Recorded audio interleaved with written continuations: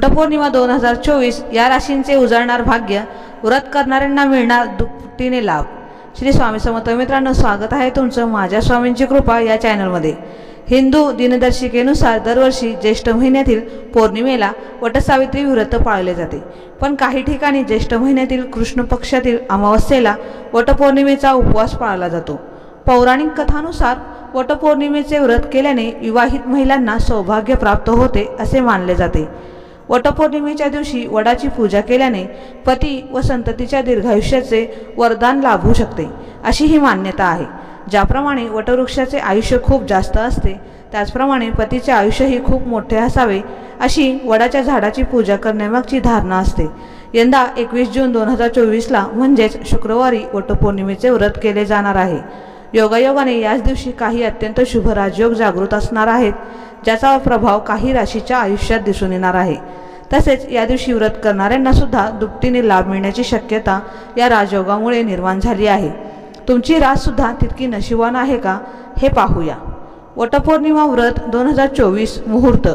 पंचांगानुसार वटपौर्णिमेच्या तिथीची सुरुवात 21 जून 2024ला सकाळी 7:31 सुरू होणार आहे, तर 22 जून 2024ला सकाळी 6:37 तिथी समाप्त होईल। वटपौर्णिमा 2024 शुभयोग। वटपौर्णिमेच्या दिवशी 3 राजयोग सक्रिय असणार आहेत। त्रिग्रही योग, बुधादित्य योग व शुक्रादित्य योग या दिवशी मिथुन राशीत सक्रिय असणार आहेत। मिथुन राशीत 14 जूनला बुध ग्रहाचे गोचर केले होते, तत्पूर्वी शुक्राने या राशीत प्रवेश घेतला होता। सूर्याचा मिथुन राशीत प्रवेश होताच हे तिन्ही राजयोग सक्रिय होणार आहेत।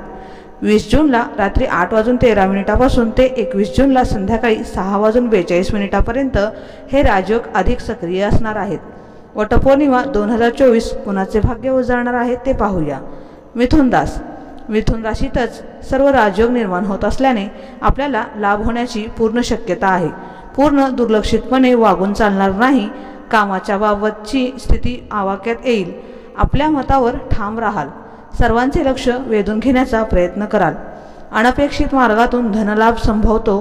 तुमची चिकाटी सर्वांच्या नजरेत येईल। कर्क रास। कौटुंबिक वातावरण खेळीमेळीचे राहील। जोडीदाराचे मत विचारात घ्यावे। कामातील त्रुटी भरून काढाव्यात। अतिहट्ट बरा नाही। वैचारिक स्थिरता जपावी। सामाजिक क्षेत्रातील लोकांना प्रतिष्ठा लाभेल। भागीदारीत केलेल्या व्यवसायातून धनलाभ संभवतो। मीन रास। निर्णयावर ठाम राहावे। संपूर्ण विचारांती काम हाती घ्यावे। कामाचे चढउतार लक्षात घ्या। नुसत्या गोष्टींच्या मागे लागू नका। गप्पा गोष्टींची आवड पूर्ण होईल। मीन राशीच्या मंडळींना वैवाहिक शुभ लाभण्याची शक्यता आहे। जोडीदाराचे मन सांभाळण्याचा प्रयत्न करावा। वादाचे मुद्दे सोडवावेत। तर मित्रांनो आणि मैत्रिणींनो, आजचा हा व्हिडिओ तुम्हाला कसा वाटला ते मला नक्की कमेंटमध्ये सांगा आणि आपल्या कमेंट बॉक्समध्ये श्री स्वामी समर्थ लिहायला विसरू नका। असेच आपले नवीन व्हिडिओ पाहण्यासाठी आपल्या चॅनलला सबस्क्राईब करा, लाईक करा आणि शेअर करा।